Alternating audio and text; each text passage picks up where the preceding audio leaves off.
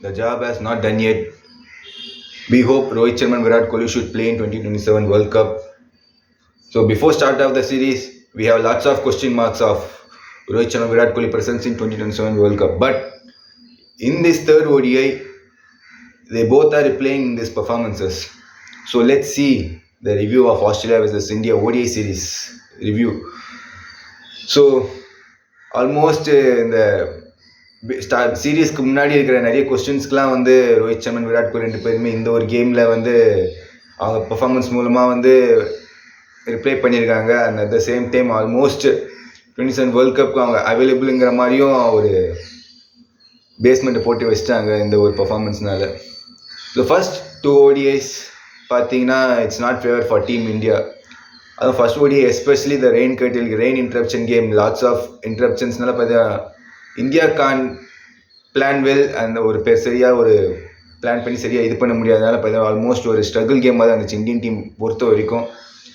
But second ODI completely different. ஒரு rain கட்டில் game அப்படின்னா இல்லாமல் அடிலேட், ஒரு விராட்ஸோட ஃபேவரட் கிரவுண்ட் அப்படின்னு சொல்கிற ஒரு அடிலேட் ஒரு எக்ஸ்பெக்டேஷன் சரியாக இருந்துச்சு. விராட் அந்த மேட்சாவது ஒரு ஸ்கோர் பண்ணுவார் அப்படிங்கிற ஒரு இருந்துச்சு. But unfortunately that's not done in that Adelaide. So first game ஒரு ஸ்கோர்ஸ் டபுள் பண்ண விராட் கோலி டிஸ்மிஸ் ஆனது. தென் செகண்ட் கேம் ஆல்மோஸ்ட் அதே பேக் டு பேக் டக்ஸ். எனக்கு தெரிஞ்சு ஒரு இந்தியா விராட் கோலி வந்து லைக் இந்த கிரிக்கெட்டிங் கிரியரில் ஒரு பேக் டு பேக் டக்ஸ் இன் ஓடி கிரிக்கெட்டில் வந்து ஒரு ரேர் மூமெண்ட்னா அது இந்த சீசன் வந்து. அது எஸ்பெஷலி ஆஸ்திரேலியாவில் அகெயின்ஸ்ட் ஆஸ்திரேலியா இட்ஸ் நாட் ஒரு டஃப் வந்தால் தான் இருந்துச்சு எனக்கு பார்க்கும்போது. ஏன்னா ஒரு back to back ducks almost முடிஞ்சிருச்சுங்கிற மாதிரி தான் எல்லாம் இது பண்ணாங்க. பட் அந்த மாதிரி எதுவுமே இல்லைங்கிற மாதிரி தேர்ட் ODI 2 பேரும் ப்ரூவ் பண்ணியிருக்காங்க, ரோஹித் சர்மாவும் சரி விராட் கோலியும் சரி.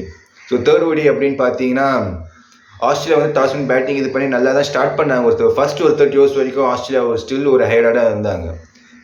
பட் நெக்ஸ்ட் ஒரு ஃபியூ ஹவர்ஸில் பார்த்தீங்கன்னா game was totally change for team India. ஏன்னா ஒரு அர்ஷித் ராணா ஒரு 4-4 இருக்கட்டும், குல்தீப் யாதவ் இந்த கேம் வந்திருக்காரு, ஒரு அஷ்தீப் சிங்க்கு ரீப்ளேஸ்மெண்ட்டாக வந்து ஒரு ரீசனபிள் பர்ஃபார்மன்ஸ் கொடுத்தாங்க. ஸோ இந்தியன் பவுலர்ஸ் பார்த்தீங்கன்னா ஒரு லாஸ்ட் 20 hours பார்த்தீங்கன்னா ஒரு நல்ல ஒரு கம்பேக் கொடுத்து ஆல்மோஸ்ட் ஆஸ்திரேலியா வந்து ஒரு 236 ஆல் அவுட் பண்ணிட்டாங்க. ஸோ இன் ரிப்ளை இந்தியா பார்த்தீங்கன்னா Rohit Sharma, Shubman Gill they start well. Especially Rohit Sharma ஒரு அந்த அந்த ஒரு ஆங்கர் வந்து பார்த்தீங்கன்னா அந்த ஒரு பர்ஃபார்மன்ஸில் இருந்துச்சு. இந்த மேட்ச் எப்படி அடிச்சு காட்டணுங்க அந்த ஒரு இது இருந்தது. ஸோ அதை ப்ரில்லியண்டாக பண்ணார்.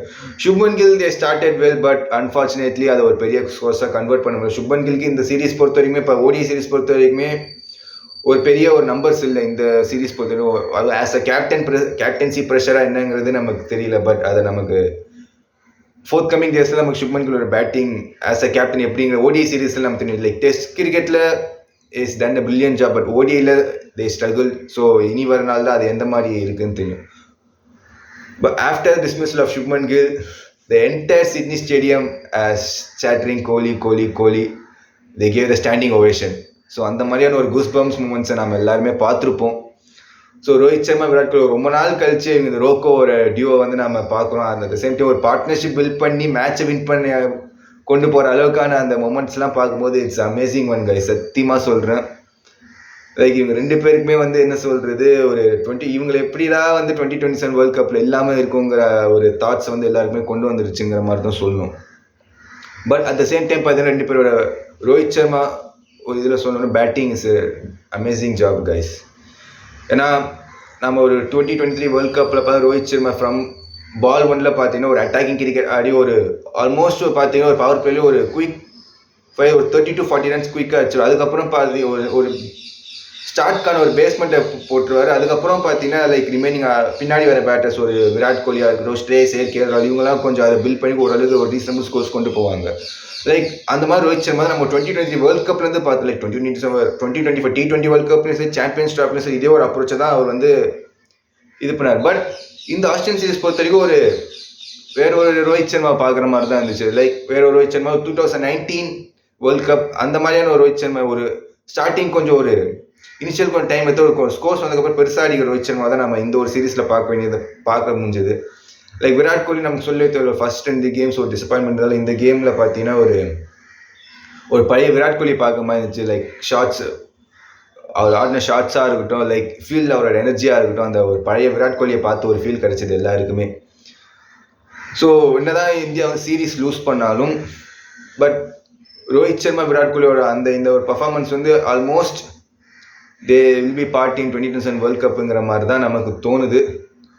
பட் இது எந்த அளவுக்கு இந்த ஆஸ்திரேலியன் சீரிஸ் ஓகே, பட் இன்னும் பார்த்தீங்கன்னா ஒரு சவுத் ஆஃப்ரிக்காவோட ஒரு ஓடி சீரிஸ் இருக்குது, ஹோம் சீரிஸ் இருக்குது, நியூசிலாண்டோடைய ஒரு ஹோம் ஓடி சீரிஸ் இருக்குது. இந்த 6 கேம்ஸில் வந்து அவங்க எந்த அளவுக்கு பர்ஃபார்ம் பண்ணுறாங்கிறத வச்சு தான் என்ன சொல்கிறது, லைக் டீம் செலெக்ஷன் எந்த மாதிரி போகணும்னு நம்ம யோசிச்சு பார்க்கணும். At the same time Australian team பொறுத்த வரைக்கும் பார்த்தீங்கன்னா கூட மிச்சல் மார்ஷ் இந்த பிரில்லியன்ட் கேப்டன்சி கைஸ், அதில் எந்த ஒரு இதுவுமே இல்லை. பிகாஸ் ஒரு பேட் கமின்ஸ் மாதிரியான ஒரு பிளேயர் இல்லை, லைக் ஒரு Steve Smith retired in ODIs, Maxwell retired in ODIs. அப்படி இருக்கும்போது நான் என்னோட ஓடி சீரிஸ் ப்ரிவியூவில் சொன்ன மாதிரி we don't underestimate Aussies in any time இந்த மாதிரி சொல்லியிருப்போம். ஸோ அதே மாதிரி தான் ஆசிஸ் நம்ம எப்பவுமே அண்டர் எஸ்டிமேட் பண்ணும்போது ஒரு அன்னோன் பிளேயர்ஸை வச்சு ஒரு இந்தியன் மாதிரி ஒரு டீமை வந்து சீரிஸ் ஜெயிக்கிறதுங்கிற இட்ஸ் நாட் ஈஸி. அது நல்லாவே பண்ணிடுறாங்க ஆஸ்திரேலியன் டீமும் பொறுத்த வரைக்கும். பிகாஸ் ஒரு கூப்பர் கான்லி மாதிரியான ஒரு பிளேயர்லாம் என்ன சொல்கிறது, செகண்ட் ஓடியில் ஒரு நல்லா பண்ணார், லைக் ஒரு மேத்யூ ஷாட்டாக இருக்கட்டும், ஒரு மிச்சல் ஓன், இந்த மாதிரி பிளேயர்ஸ்லாம் பார்த்தீங்கன்னா ஒரு பெருசாக ஒரு இன்டர்நேஷ்னல் ரொம்ப ஒரு ரேர் ஒகேஷன்ஸ் ஆகிருக்காங்க. ஸோ இப்போ இந்த ஒரு சீரீஸில் பொறுத்த வரைக்கும் மேபி இவங்க தான் ஒரு 2027 வேர்ல்ட் கப்புக்கான ஒரு ஸ்குவாடாக இருக்குமோங்கிற அளவுக்கு சில நேம்ஸ்லாம் நமக்கு இது. இப்போ கூப்பர் கான்லி ஒரு பிரில்லியன்ட் பேட்டராக செகண்ட் ஓடியில் ஆடின, மிச்சோனும் ஒரு நல்ல பர்ஃபார்ம் பண்ணியிருந்தாரு. ஸோ இந்த மாதிரி சம் அன்னோன் பிளேயர்ஸ்லாம் பர்ஃபார்ம் பண்ணுறது ஆஸ்திரேலியன் டீமுக்கு ஒரு நல்ல இதுதான். பிகாஸ் அவங்க ஃபுல் ஸ்குவாட் இல்லை கைஸ் ஆஸ்திரேலியா. இந்த ஒரு ஆல்மோஸ்ட் என்ன சொல்கிறது ஒரு ஏ டீம் மாதிரி தான் வந்தாங்க. So few experience players like ஒரு Mitchell Marsh, Travis Head, Mitchell Starc, Josh Hazlewood, Adam Zampa மாதிரி பிளேயர்ஸ் தான் இருந்தாங்க.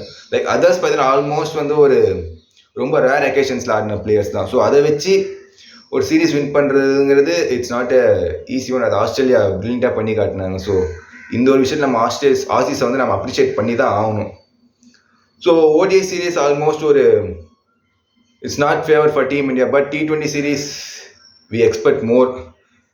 ஏன்னா next year T20 world cup வருது இந்தியாவில். ஸோ அதுக்கான